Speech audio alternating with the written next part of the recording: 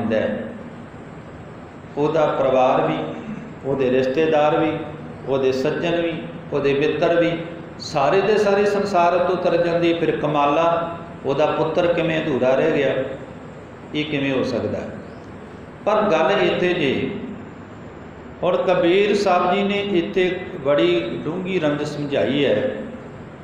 जिवें कबीर साहब जी दीयां होर पवित्र गुरबाणियां भी आप जी के सामने मैं मिसाल वजों रखांगा, क्योंकि संसार के अंदर कलयुग के लक्षण दसे कबीर साहब जी ने। कबीर साहब जी कहते हैं, देखो कि मेरा वंश डुब गया, हुण मेरा वंश की है।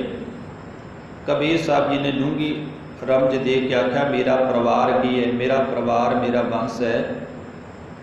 मेरियां अखां, मेरे कन, मेरा नक, मेरी जिहबा, ये मेरा परिवार है। ज्ञान इंद्रिय मेरे परिवार ने, ये सारे ज्ञान इंद्रिय मेरे डुब गए। मेरा परिवार, मेरा वंश मेरा डुब गया, दलदल विच फस गया। सच्चे पातशाह महाराज कहते वो किहड़ी दल है, वो किहड़ी दलदल है, वो है वकारां दी दलदल। हुण अखां जिहड़ियां सन वो वकार वेखण लग गईयां, हर पासे अखां वकार तकदियां ने। कहंदे मेरे परिवार दा आ हाल हो गया। कहंदे उन्हां दियां अखां जिहड़ियां वकार तकन लगियां, उन्हां दे कन जिहड़े सन निंदिया सरवण करन लग गए। उन्हां दी जेबा जिहड़ी सी हर वक्त हुण मंदी बोल बोलदी है। क्यों? कारण की बनिया? क्योंकि कच्चा धन परमात्मा दे सिमरन नूं छड्ड के घर विच ले आउंदा। एक बार आखो सतनाम। हुण वो पुੱਤ किहड़ा जी? क्योंकि परिवार तो ये हो गया कबीर साहब जी कहंदे बंदे दा, क्योंकि ये परिवार डुब जाता नहीं। जदों ये परिवार डुबदा तो फिर रहिंदा ही कख नहीं। एक साडा बाहरी परिवार है, साडी धी है, साडा पुत्र है, साडे समाज विच विचरण वाला साडा परिवार जे। एक साडा परिवार ये जे जिस साडे शरीर विच, शरीर रूपी घर दे अंदर साडियां अखां साडा परिवार है, और इहदे विच जीव आत्मा साडी माँ है। तो इस माँ तो पैदा होया एक मन जिहड़ा है वो एक पुत्र है। इत्थे अर्थ ये कीते जी बदवाना ने।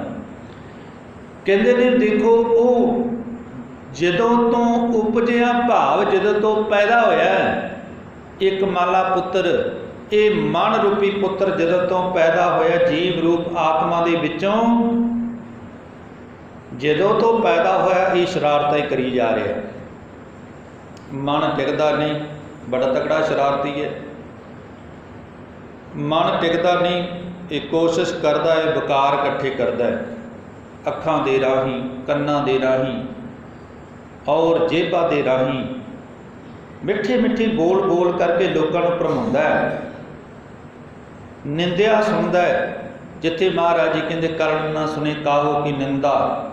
महाराज कहते सच्चे पातशाह अपना जीवन बना के इन्हां कन्नां दे राही तो किसी की निंदिया सुनना ते जेबा दे नाल किसी की निंदिया करना, पर यह मन बाज नहीं आता। मन द्वारा ये सारियां चीज़ां पैदा होंदियां ने। जदों साडा मन मैल दे नाल भर गया, वकारां दे नाल, क्योंकि ये वकार खांदा अखां दे राही, वकार खांदा ये कन्नां दे राही, ये वकार खांदा जेबा दे राही। जदों ये मन भर जाता है, कच्चा धर्म संचन के वास्ते ये उपावला हो जाता है, ये बौरा हो जाता है, ये कमला होता है, ये बाहरों पर ये मन प्रेरित करता है। फिर बंदा भजदा उधर नूं इधर जाता है, फिर ये कुसंगत विच बहिंदा है, फिर कुसंगत विचों ये माड़ी नीयत सिखदा है, फिर माड़ी नीयत के द्वारा फिर किसी दे नाल चोरी करदा, ठगी करदा है, फिर कर्म कांड करदा, चोरियां करदा, ठगियां मारदा है। ये मन टिकदा नहीं। इस करके कबीर साहब जी ने कहा, कहते जदों दा ये मन नखापना पुੱਤ मेरा मेरे घर दे विच पैदा होया, उदों तो लै करके कहते हर एक बंदे नूं ना चैन ते ना मैनूं चैन है। एक समझाया जी आपां एक समझाउण दा यतन कीता है। हुण मैं मिसाल वजों एक आप जी के सामने उदाहरण रखांगा। कबीर साहब जी ने हर रमज विच समझाया बंदे नूं। कहते देखो, कहते एक इस्त्री भाव मर्द नूं नहीं विआउंदी, मर्द इस्त्री नूं विआउण जांदा है। मर्द ਇਸਤਰੀ ਨੂੰ ਵਿਆਹਣ ਵਾਸਤੇ ਜਾਂਦਾ ਹੈ। मैं होर इत्थे एक बेनती कर देवां, क्योंकि गुरु की बाणी इत्ते शंका ना करिया जो, मन विच गलत पासे विचार ना लिया जो, क्योंकि गुरु की गुरबाणी एक सच है तो एग्जाम्पल दे के ते उदाहरण दे के समझाया। जदों असीं धन गुरु ग्रंथ साहिब जी महाराज जी की पावन पवित्र गुरबाणी के टीके पढ़ने शुरू करते ना, उदों आपां नूं समझ आउणी भी गुरु की बाणी है की है। सच्चे पातशाह महाराज जी की गुरबाणी ये नहीं कि सानूं दे दित्ती पातशाह महाराज जी ने 430 पन्ने ते असीं उहनूं एक कपड़े दे विच लपेट के सवेरे अंमृत वेले उठे ते दर्शन कीते, सवेरे अंमृत वेले उठे हुक्मनामा लिया ते शाम नूं पर सच्चे पातशाह महाराज जी का सोखासन किया, सचखंड पहुँचा दिता। ये नहीं जे जीवन, ये एक मर्यादा बनी है काल पुरख वाहिगुरू परमेश्वर ने। जीवन ये जे कि गुरबाणी के अंदर असीं झात मारीए कि गुरबाणी सानूं की कह रही है। हुण देखो सच्चे पातशाह महाराज जी कहते देखो ਜਦੋਂ ਬੰਦੇ ਦੀ ਮੱਤ ਮਾਰੀ ਜਾਂਦੀ ਹੈ तो समझ लो इस तरह ਬੰਦੇ ਦਾ ਜੀਵਨ ਬਣ ਜਾਂਦਾ ਹੈ। ਤੇ ਸੱਚੇ ਪਾਤਸ਼ਾਹ ਮਹਾਰਾਜ ਜੀ ਪਤਾ ਕੀ ਕਹਿੰਦੇ, ਦੇਖੋ ਇੱਕ ਇਸਤਰੀ ਕਬੀਰ ਸਾਹਿਬ ਜੀ ਕਹਿੰਦੀ ਹੈ ਖਸਮ ਨੂੰ ਜਨਮ ਦਿੰਦੀ ਹੈ। ਇੱਕ ਵਾਰ ਆਖੋ ਸਤਨਾਮ।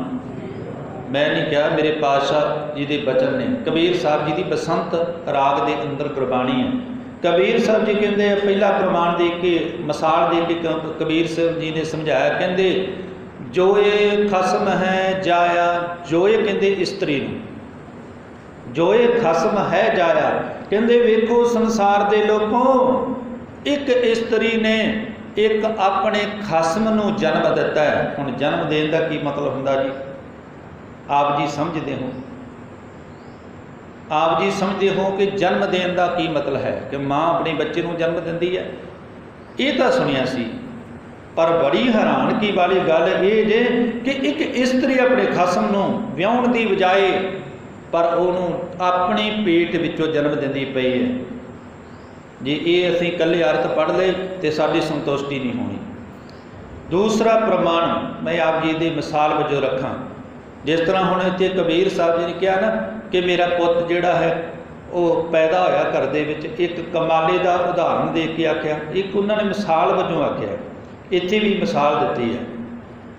दूसरी मिसाल दी, कहते देखो दुनिया के अंदर जिहड़ा पिता अपने बाप नूं खिडाउंदा देखिया, पिता अपने पुत्र की बांह फड़दा ते अपनी उंगल उहदी मुट्ठी विच दिंदा, आखिया आखदा बेटा उंगली ना छनाई, क्योंकि जो उंगली तू फड़ी है ना, किसी दिन अजिहा सी मैं भी अपने बाप की उंगल फड़ी सी ते बड़ियां मौजां माणियां।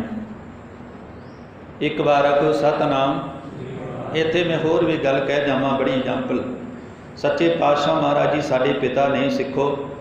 सच्चे पातशाह महाराज सानू खिडाउंदे रहे, लाड लडाउंदे रहे।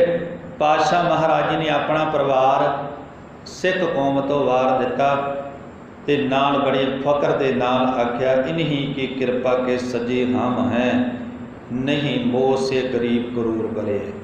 मेरे वर्गे करोड़ा तुरे फिरदे, मैं तो खालसे की बदौलत हाँ। खालसे नूं अपना पुत्र समझिया, माता साहिब कौरां दी झोली विच पाया। कलगीधर पातशाह महाराज जी ने सानू अपना हाथ पकड़ाया। पातशाह जी का हाथ पकड़ के असी पातशाह जी की उंगली पकड़ के चलना सीखिया खालसा जी। इस करके पैर पैर ते ठोकरा खा के भी असी नाम जपीए, असी फिर भी बड़भागे। सच्चे पातशाह महाराज जी, मैं बेनती कर रहा सी कि देखो दुनिया के अंदर एक पिता तो अपने पुत्र नूं खिडाउंदा देखिया है। हुण दूसरी एग्जाम्पल उदाहरण दे के कबीर साहब जी कहते पूत पिता खिलाया, कहते पुत्र ने अपने पिता नूं खिडाया। उल्टा हो गया काम। नाल ही ये गल कह दी तीसरी उदाहरण, कहते बिन सरवना दूध पी लाया। हुण पुत्र दे थोड़ो, जो माँ अपने पुत्र नूं दुध पियाउंदी है, हुण पुत्र थोड़ो अपने पिता नूं दुध पिया सकदा है। कहते देखो बड़ी हैरानगी वाली गल हुई कलयुग के अंदर कि एक पुत्र अपने दुध नूं बिना अस्थाना तो हुण दुध पियाउंदा पिया है। जो कबीर साहब जी की पावन पवित्र गुरबाणी आप जी पढ़ोगे ਤੁਸੀਂ ਕਹੋਗੇ ਵੀ ਲਿਖਿਆ ਕੀ ਹੈ, ਬੜੀ ਹੈਰਾਨਗੀ ਹੋਈ ਹੈ। ਨਾਲ ਹੀ ਕਬੀਰ ਸਾਹਿਬ ਜੀ ਨੇ ਕਿਹਾ, ਕਹਿੰਦੇ ਦੇਖੋ ਲੋਗਾ ਕਲ ਕਾ ਭਾਉ, ਕਲ ਕਾ ਭਾਵ ਕਲਯੁਗ ਦਾ, ਕਹਿੰਦੇ ਦੇਖੋ ਲੋਕੋ ਕਲਯੁਗ ਦਾ ਪ੍ਰਭਾਵ। ਨਾਲ ਹੀ ਕਹਿ ਦਿੱਤਾ ਅਖੀਰਲੀ ਪੰਕਤੀ ਵਿੱਚ, ਸੁੱਤ ਮੁਕਲਾਈ ਆਪਣੀ ਮਾਓ, ਦੇਖੋ ਲੋਕਾ ਕਲ ਕਾ ਭਾਉ ਸੁੱਤ ਮੁਕਲਾਈ ਆਪਣੀ ਮਾਓ। ਕਹਿੰਦੇ ਮੈਂ ਆਪਣੇ ਅੱਖਾਂ ਦੇ ਨਾਲ ਦੇਖਿਆ, ਕਹਿੰਦੇ ਬੜੀ ਹੈਰਾਨਗੀ ਹੁੰਦੀ ਹੈ ਕਿ ਇੱਕ ਪੁੱਤਰ ਆਪਣੀ ਮਾਂ ਨੂੰ ਵਿਆਹੁਣ ਵਾਸਤੇ ਜਾਂਦਾ ਹੈ। ਬੜੀ ਹੈਰਾਨਗੀ ਵਾਲੇ ਬਚਨ ਹਨ, ਪਰ ਇਸ ਦੀ ਡੂੰਘਾਈ ਵਿੱਚ ਜਾਣਾ। ਜੇ ਇੱਥੇ ਕਬੀਰ ਸਾਹਿਬ ਜੀ ਨੇ ਆਖਿਆ ਮੇਰਾ ਪੁੱਤਰ ਪੈਦਾ ਕਮਾਲਾ ਹੋਇਆ, ਉਹਦੀ ਡੂੰਘਾਈ ਵਿੱਚ ਆਪਾਂ ਗਏ, ਇਹਦੀ ਡੂੰਘਾਈ ਵਿੱਚ ਜਾਣਾ। ਹੁਣ ਆਓ ਫਿਰ ਦੁਬਾਰਾ ਅਸੀਂ ਅਰਥ ਕਰਦੇ। ਜੋਏ ਖਸਮ ਹੈ ਜਾਇਆ, ਜੋਏ ਇਸਤਰੀ ਕੌਣ ਹੈ? ਇਸਤਰੀ ਹੈ ਮਾਇਆ। ਕਹਿੰਦੇ ਜੋਏ ਖਸਮ ਹੈ ਜਾਇਆ, ਕਹਿੰਦੇ ਇਸ ਨੇ ਆਪਣੇ ਖਸਮ ਨੂੰ ਖੁਦ ਨੂੰ ਜਨਮ ਦਿੱਤਾ, ਭਾਵ ਮਨ ਨੂੰ। ਇੱਕ ਵਾਰ ਆਖੋ ਸਤਨਾਮ। ਮਾਇਆ ਰੂਪੀ ਇਸਤਰੀ ਵਿੱਚੋਂ ਇਹ ਮਨ ਪੈਦਾ ਹੋਇਆ। ਕਹਿੰਦੇ ਨੇ ਖਸਮ ਨੂੰ ਖੁਦ ਜਨਮ ਦਿੱਤਾ ਹੈ। ਫਿਰ ਦੂਸਰਾ ਗੱਲ ਉਦਾਹਰਨ ਲਾਈਏ, ਕਹਿੰਦੇ ਪੂਤ ਪਿਤਾ ਖਿਲਾਇਆ। ਕਹਿੰਦੇ ਦੇਖੋ ਇਹ ਜਿਹੜਾ ਮਨ ਸੀ ਨਾ, ਇੱਕ ਪੁੱਤਰ ਹੈ, ਤੇ ਪਿਤਾ ਕੌਣ? ਸਾਡਾ ਜੀਵ ਆਤਮਾ।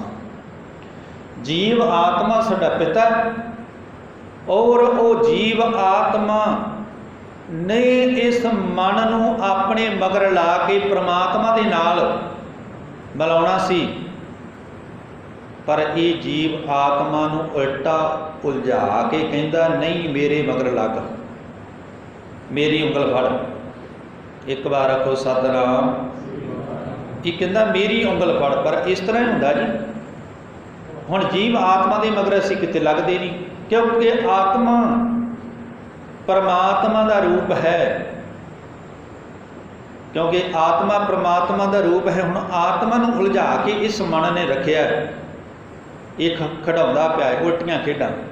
ਹੁਣ ਜਿਵੇਂ ਮਨ ਕਰਦਾ ਉਵੇਂ ਆਤਮਾ ਕਰਦੀ ਹੈ, ਜਿਵੇਂ ਮਨ ਕਰਦਾ ਉਵੇਂ ਆਤਮਾ ਕਰਦੀ ਪਈ ਹੈ। ਕਹਿੰਦੇ ਪੁੱਤਰ ਜਿਹੜਾ ਉਲਟਾ ਦੇਖੋ ਕਲਯੁਗ ਦਾ ਪ੍ਰਭਾਵ ਲੋਕੋ, ਇਸ ਮਾਂ ਜੀਵ ਰੂਪ ਆਤਮਾ ਨੇ ਆਪਣੇ ਪੁੱਤਰ ਮਨ ਨੂੰ ਭਾਵ ਸ਼ਰਧਾ ਦੇ ਭਾਵਨਾ ਦੇ ਦੁੱਧ ਪਿਆਉਣੇ ਸੀ, ਖੀਰ ਪਿਆਉਣਾ ਸੀ, ਦੁੱਧ ਪਿਆਉਣਾ ਸੀ, ਅੰਮ੍ਰਿਤ ਛਕਾਉਣਾ ਸੀ, ਅੰਮ੍ਰਿਤ ਪਿਆਉਣਾ ਸੀ। ਗੁਰੂ ਕੀ ਬਾਣੀ ਇੱਕ ਖੀਰ ਹੈ, ਦੁੱਧ ਹੈ, ਪਰ ਇਹ ਉਲਟਾ ਹੋ ਗਿਆ।